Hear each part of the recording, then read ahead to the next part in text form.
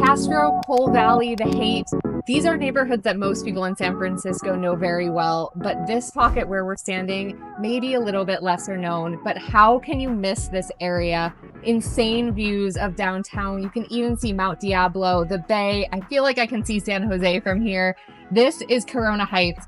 I'm going to show you today why people choose to live in this neighborhood. I'm Lauren Neuschel with the Krishnan team, and we have sold more homes than any other team in San Francisco. If you're interested in more content about living in this beautiful city, check back in every Monday at 5 p.m. Let's go explore. Okay, have to show this epic view before we get to the bottom of the park. Right now, we're on the peak of Corona Heights Park. It's kind of the staple of this neighborhood. All of the homes are kind of centered around Corona Heights Park. Corona Heights is a smaller neighborhood in San Francisco. If we look at it on a map, it is only a matter of a few streets, honestly.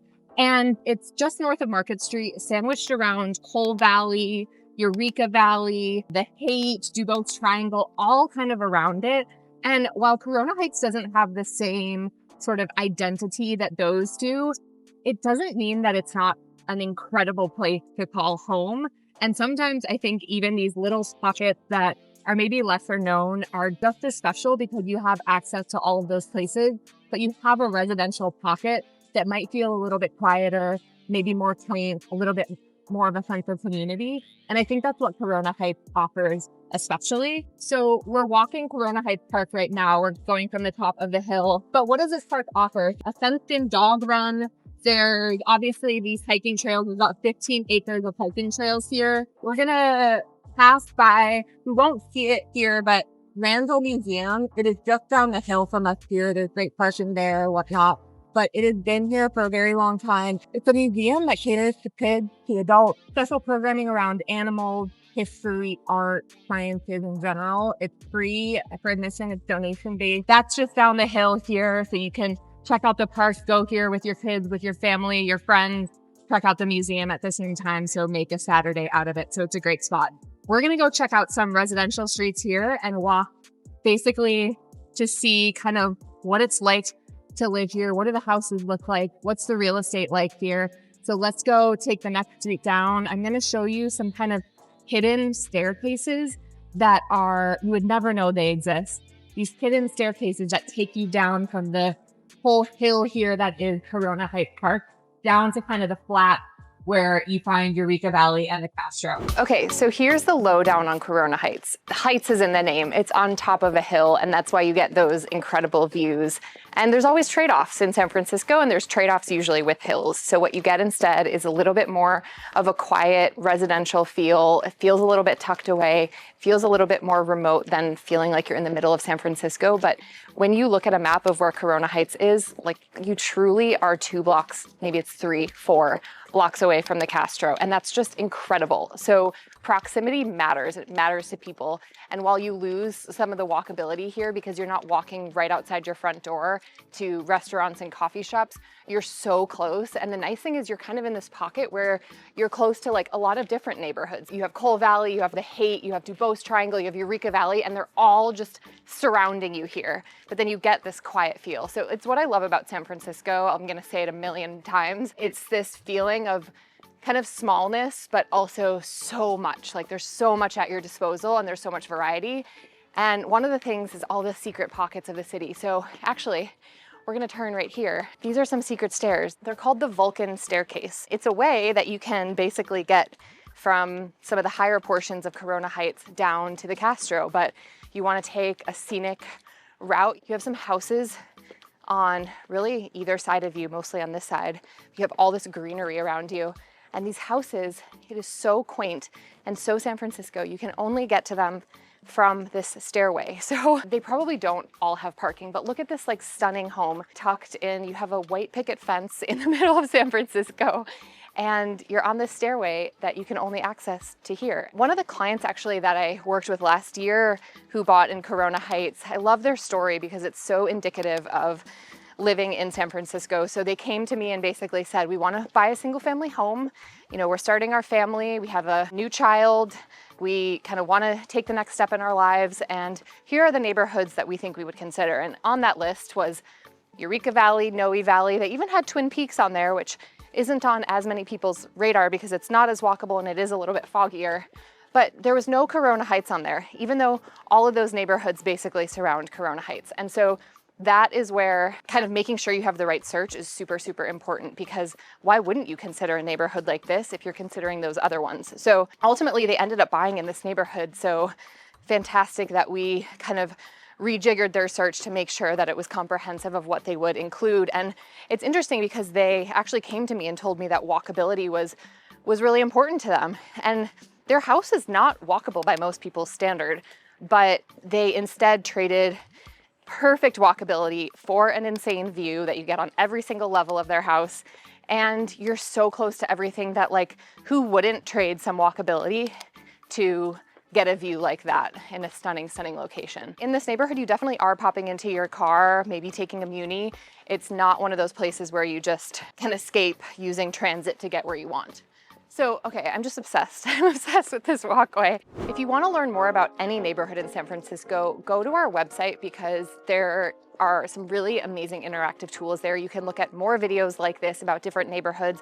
There's real estate insights in there. There's a great way to connect with us directly. You can even sign up for a property home search yourself or use the contact form to get in touch with us, and we can set up a call, informal call, just chat through what we're seeing in the market, see how we can help you and kind of point you in the right direction. So definitely check that out. There's a ton of great resources there. We're on our journey to the Castro, Eureka Valley, and we're a few blocks away. We've taken a little bit indirect route to get there, but want to talk a little bit about the neighborhoods surrounding Corona Heights, because those are the neighborhoods you're probably going to spend time in on the weekends or on a night when you want to go grab dinner.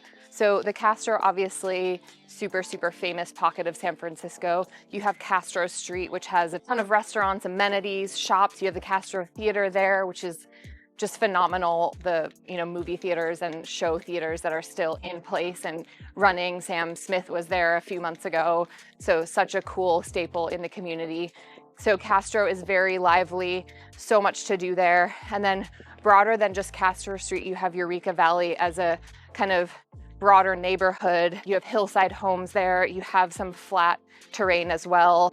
Mimic Snowy Valley in a lot of ways too. So a ton to offer. And that's just kind of kitty corner to the Mission as well. You also have Cole Valley a little bit more to your north side, really sweet downtown. All of these neighborhoods we have video tours on, so definitely check those out to get the full deep dive. Just really beautiful pockets of the city that have this residential feel, but also commercial corridors that are separate and distinct from one another. And then you're right by the Haight and Duboce Triangle as well. So much there that people love, and they all, again, offer their own personality. And you can just take your pick living in Corona Heights. I can see the pride flag.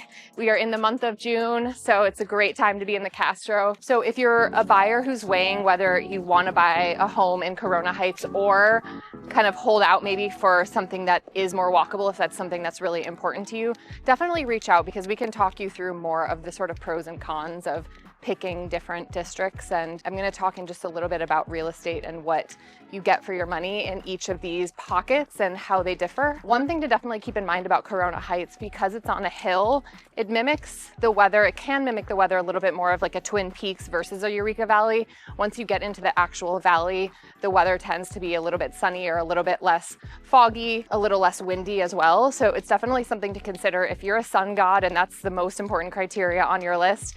Corona Heights probably isn't at the top. It doesn't have the reputation of having bad weather. It's just not as perfect as some of the other neighborhoods if sun is what matters to you. So definitely check that out and take that into consideration. Okay, so we made it to the flat, walkable areas that you would probably frequent if you lived here, if you wanted to grab a coffee, wanted to go out to dinner, wanted to get some conveniences. I think people would walk from where we started down here, like in a Saturday morning, they walk down here, they get their coffee, kind of treat it as like a mini workout. I'm in my stroller era, so I don't know if somebody with a stroller would do something like that, but it is proximate enough that you could like use this as your modern convenience. You're probably not walking up the hill with your groceries, but it's just right here. So let's talk a little bit about real estate and what your money gets you in Corona Heights versus somewhere like Eureka Valley here. So because it's a smaller pocket, there's less that has sold in the same time frame as something like Eureka Valley that's pretty large comparably. This year to date, we're about halfway through the year.